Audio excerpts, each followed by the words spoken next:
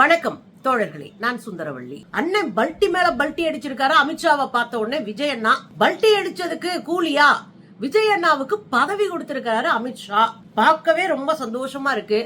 இங்க இன்னொரு பக்கம் காங்கிரஸ் ஒரு நாடகத்தை போட்டுக்கிட்டு இருக்கு. அந்த நாடகத்தையும் பேசுவோம். இதுக்கெல்லாம் இடையில அமித்ஷாவை ரகசியமா ராத்திரி சந்திச்சு பேசியிருக்கிறாரு அண்ணன் விஜய். என்ன நடக்குது தோழர்களே? நீங்க அமித்ஷா இங்க வர்றாரு. எதுக்கு வர்றாரு? தென்மண்டல முதலமைச்சர்கள் மாநாட்டை நடத்த வராரு. இந்தியா பல மண்டலங்களா பிரிக்கப்பட்டிருக்கு. 5 வகையான மண்டலங்களா பிரிக்கப்பட்டிருக்கு. இந்த 5 மண்டலங்களும் எப்ப பிரிக்கப்பட்டுச்சுன்னா மொழிவாரி மாநிலம் 55க்கு பிறகு, 1955 பிறகு மொழிவாரி மாநிலங்களா நம்ம நாடு பிரிக்கப்பட்ட பிறகு மாநிலங்களால கூட்டா தென் மாநிலம், வடகிழக்கு மாநிலம், இப்படி பல மாநிலங்களா பிரிக்கப்பட்டிருக்கு. இந்த பிரிக்கப்பட்ட மாநிலங்களினுடைய மாநாடு அங்கங்க அப்பப்ப நடக்கும். இந்த முறை தமிழ்நாட்டுல தென்னிந்திய முதலமைச்சர்கள் மாநாடு நடக்குது. இதுல தென்னிந்தியாவின் பிரச்சனைகளை பேசி முடிப்பதற்கு பாஜக என்னைக்காவது பிரச்சனையை பேசி முடிக்குமா? பிரச்சனையை கிளறி விட்டு அதுல என்ன ஆதாயம் கிடைக்குது அப்படின்னு பாக்குற ஒரு கூட்டம் தான் இந்த அமித்ஷா. இந்த அமித்ஷா கும்பல். அமித்ஷா வர்றாரு. வந்த உடனே ஒரு அரசு என்ன பண்ணணும்? விஜய் அரசு நேர்மையா, அமித்ஷா உங்க எதிரி, கொள்கை எதிரி அப்படின்னு இருந்தா நேர்மையா போய் ஏர்போர்ட்ல சந்திச்சுட்டு ஒரு பொக்கையை கொடுத்துட்டு, ஏன்னா அது ஹையரார்கி, அது பண்ணித்தான் ஆகணும், அதுதான் மரபுன்னு வச்சுக்கவே. அதனால போய் ஒரு பொக்கையை கொடுத்து வரவேற்றுட்டு வரணும். ஒரு அரசு இன்னொரு அரச வரவேற்கிறது, அது செய்யலாம், அது விஷயமே இல்லை. ஆனா கோவளம் பகுதியில தான் இந்த மாநாடு நடக்குது. கோவளத்துல ஈசிஆர் ரோட்டுல இருக்கிற 5 ஸ்டார் ஹோட்டல்ல அமித்ஷா அவர்களை ராத்திரி போய் சந்திக்கிறார். அண்ணன் 6 மணிக்கு மேல அடுப்பெரியாது அப்படின்னு சொல்ற அண்ணன் ராத்திரி போய் சந்திக்கிறாரு. சந்திச்சு அவரோட 1/2 மணி நேரத்துக்கு மேல பேசுறாரு. சொந்த கட்சிக்காரர்களை சந்திப்போம் அப்படின்னு ஷெட்யூல் போட்டு வச்சிருந்த அமித்ஷாவை இங்க விஜய் போய் ராத்திரி சந்திக்க வேண்டிய தேவை என்ன இருக்கு? தனியா சந்திச்சு பேச வேண்டிய அவசியம் என்ன இருக்கு? அப்படி என்ன உங்களுக்குள்ள ஒட்டு உறவு இருக்கு? கேள்வி வருமா வராதா? அப்ப போய் ராத்திரி போய் சந்திச்சுட்டு அங்கே ஒரு பூங்கத்தை கொடுத்துட்டு பரிசு கொடுத்துட்டு வர்றாரு. வந்த அடுத்த செகண்ட் அமித்ஷா அறிவிக்கிறாருங்க, அண்ணா விஜய் துணைத் தலைவரா, இந்த மாநாட்டுக்கு துணைத் தலைவர் அவர் தான், செயலாளர் இங்க இருக்கிற தலைமைச் செயலாளர் அங்கேயும் செயலாளரா அறிச்சு விட்டுறாங்க. எனக்கு என்னன்னா, அரசியல அரிச்சுவரே தெரியாது. DK சிவகுமார் நமக்கு தண்ணி தரலனாலும், நம்ம சண்டை போடணும்னாலும் அந்த ஆளுக்கு ஒரு அரசியல் இருக்கு. இங்கே காங்கிரஸ் முதலமைச்சர் கேரளா, அவருக்கு ஒரு அரசியல் பின்புலம் இருக்கு. இப்படி வந்த அத்தனை பேருக்கும் நீண்ட நாட்களாக களத்தில் நின்று மக்களுக்காக போராடிய ஏதோ ஒரு அரசியல் வரலாறு இருக்கு. அது அமித்ஷா வர. விஜய்க்கு என்ன இருக்கு? எந்த மண்ணும் இல்ல, எதுவுமே இல்ல. அவரை துணைத் தலைவரா போட்டு அப்படியே ஆளாத்தி எடுத்து கூப்பிடுறானுங்க. சரி, ஓகே, சந்தோஷமா இருங்க. ஆக மொத்தம் உள்ளடி வேலையா ராத்திரி சந்திச்சு ஏதோ பேசியிருக்கிறாங்க. அது நமக்கு சந்தேகமா இருக்கு. இதுக்கு அப்புறம் போறாங்க மாநாட்டு அரங்கம். மாநாட்டு அரங்கத்துல 2 அமைச்சர்களை கூட்டிட்டு போறாரு. ஒன்னு பள்ளிக்கல்வித்துறை அமைச்சரா இருக்கக்கூடிய தம்பி ராஜ்மோகன், இன்னொருத்தன் தக்குரியா இருக்கக்கூடிய RSS நிர்மல்குமார். RSS நிர்மல்குமாரை ஏன் கூட்டிட்டு போகணும்? ஏன் ஆதவர்ஜுனா கூட்டிட்டு போ, புஷி ஆனந்த கூட்டிட்டு போ, பொக்கையை கொடுக்கறது தானே. ஏன்னா அமைச்சர்களுக்கு வெளி மாநிலத்துல இருந்து வந்த முதலமைச்சர்களுக்கு முதலமைச்சர் பொக்கை கொடுக்க மாட்டாராம், விஜய் அண்ணா பொக்கையை கொடுக்க மாட்டாராம். அந்த பொக்கையெல்லாம் அமைச்சர்கள் கொடுப்பாங்களா? ஏன்னா ஒரு அவ்வளவு பெரிய உயரத்துல குதிச்சவரு. இந்த குறைந்தபட்ச நாகரிகம் அப்படின்னு ஒண்ணு இருக்குங்க. நம்ம ஊருக்கு வந்திருக்கிற, தமிழ்நாட்டுக்கு வந்திருக்கிற முதலமைச்சர்களை முதலமைச்சர் போய் நின்று வரவேற்கணும். அவங்க வர்றாங்களா, வந்த உடனே என்ன அவங்களுக்கு ஏற்பாடு, என்ன ஏது, அவங்களை சந்திக்கிறது, முத நாளை சந்திக்கிறது, அவங்களுக்கு என்ன, இதெல்லாம் நின்று பார்க்கணும். அதான் அரசியல். நின்று அந்த இடத்துல நின்று வரவங்களை வரவேற்று அவங்களுக்கு சந்தோஷப்படுத்தி உட்கார வச்சு, இதெல்லாம் ஒரு குறைந்தபட்ச நாகரிகம். அதெல்லாம் செய்யல. ஒக்கே கூட இவரை கொடுக்க மாட்டாராம், இந்த பீஸுங்க கொடுக்குது. அதுலயும் நிர்மல்குமாரை கூட்டிட்டு போனது RSS காரர்களை குளிர்விக்க. அதனாலதான் RSSல இருந்து நான் வெளியே வந்தேன், அதிமுகவுக்கு போனேன், பிஜேபிக்கு போனேன், இப்ப தாவேக்கால இருக்கேன்னு சொன்னாலும் தேசிய கொடி ஏத்தும் போது சல்யூட் அடிக்கல.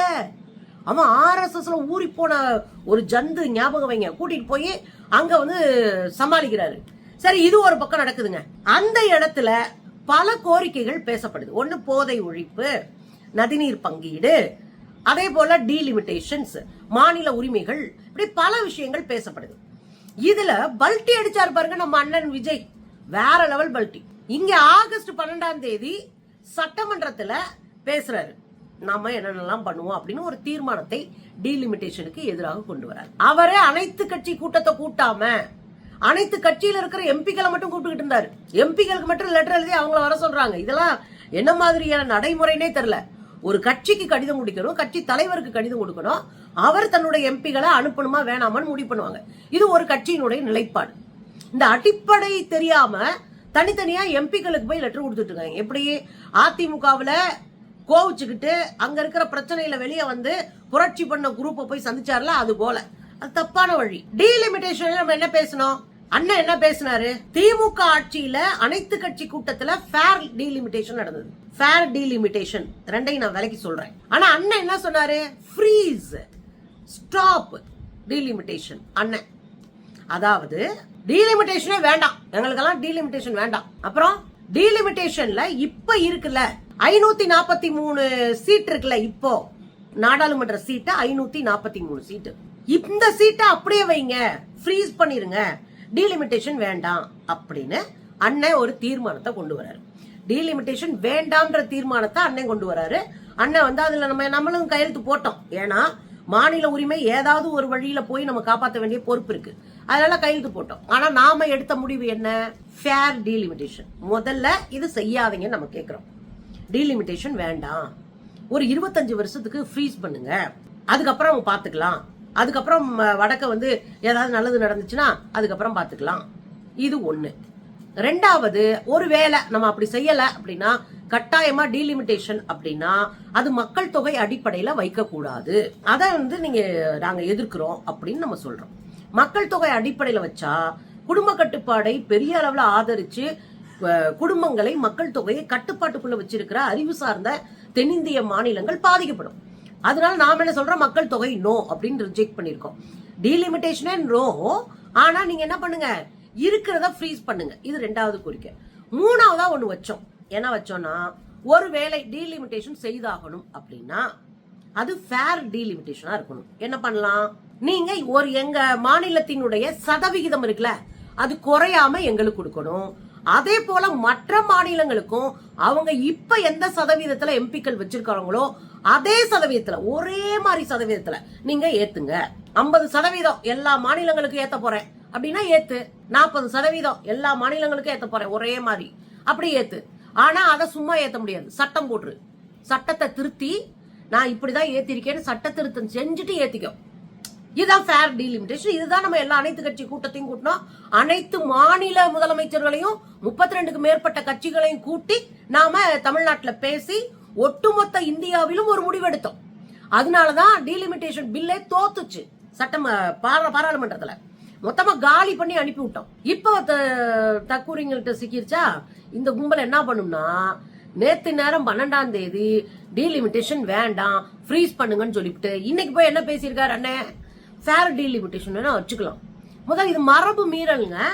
சட்டமன்ற மரபை மீறி இருக்காரு முதலமைச்சர். யாராவது சொல்லி அனுப்ப மாட்டீங்களா? சட்டமன்றத்தில் நீ ஒரு தீர்மானம் போட்டுக்க, அத்தனை பேர் கையெழுத்து போட்டுக்கோ. அந்த மரபை மீறிட்டு நீங்க போய் என்ன பேசுறீங்க? அப்படியே திமுகவுடைய காப்பியை ஜெராக்ஸ் எடுத்து போய் கொடுக்குறீங்க. எதுக்கு இந்த பல்ட்டி? எதுக்குங்க இந்த பல்ட்டி? இதைத்தானங்க நாம பேசணும், இதைத்தான ஃப்ரீயோடய பேசிட்டு இருந்தோம். ஃபேர் டீலிமிட்டேஷன் பண்றதா இருந்தா விகிதாச்சார அடிப்படையில எல்லா மாநிலங்களுக்கும் ஒரே அளவுல மாற்றத்தை செய்யுங்க. அப்படி இல்லைன்னா செய்யாத, 25 வருஷத்துக்கு எதுவுமே பண்ணாத, அப்படித்தானே சொன்னோம். இன்னும் கூடுதலா கூட தமிழ்நாடு பேசுது. என்ன? மாநில அளவுல அதிகாரத்தை பகிர்ந்து கொடுப்பது. டீலிமிட்டேஷன் வந்து எம்பி பதவி எம்பிகளுக்கு தான் அதிகமா போகணும்ன்ற அவசியமே இல்ல. எம்எல்ஏக்களை அதிகமாக்கினாலும் போதும். எம்எல்ஏக்கள் மூலமாக தான் நம்ம நிறைய செய்ய போறோம். மாநில அரசு தான் செய்ய போகுது மக்களுக்கு நிறைய. அவங்க எம்பிக்கு ஒரு வருஷத்துக்கு 5 கோடி ரூபாய் கொடுப்பாங்க. அதை வச்சு ஒண்ணுமே பண்ண முடியாது. சும்மா நம்ம பிரச்சனையை பேசுறத எம்பிஸ் எல்லாம். அதுக்கு எதுக்கு அம்புடு எம்பி?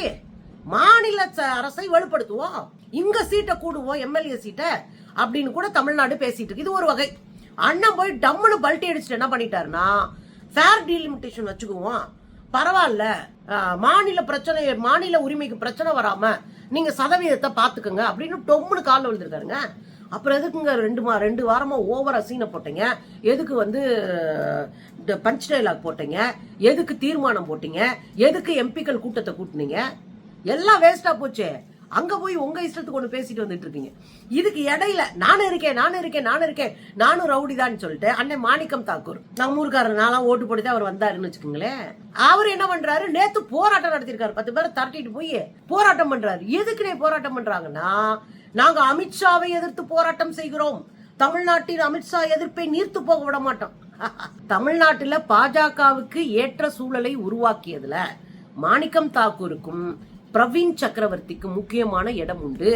நீங்க காங்கிரஸே தோத்தாலும் பரவாயில்ல, மேல ராகுல் காந்தி பிரதமரே ஆக தேவையில்லை, ஆனா நாங்க பதவியில இருக்கணும் அப்படின்னு கேவலமான முடிவெடுத்து இந்த அசிங்கமான வேலையை செஞ்சு முடிச்சது இந்த கும்பல்.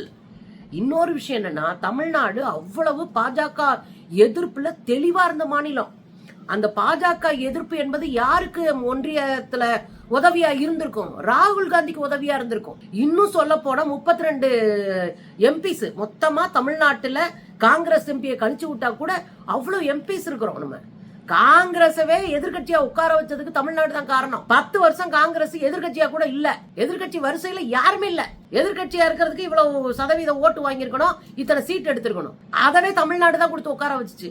அதை உடைச்சு தள்ளிட்டு நேத்து அண்ணன் நாடகத்தை போடுறாரு, நாங்க அமித்ஷாவுக்கு எதிராக போராட்டம் நடத்துவோம். ஓயா, தமிழ்நாட்டவே நாசப்படுத்தி விட்டு அமித்ஷாவுக்கு எதிராக போராட்டம் நடத்துறாராம். இதெல்லாம் நம்புற மாதிரியா இருக்கு? இந்த மீட்டிங் டீம் பாரத்தான். முதல்ல யாருமே அந்த பேரை கூட எடுத்து கேட்க மாட்டாங்களா?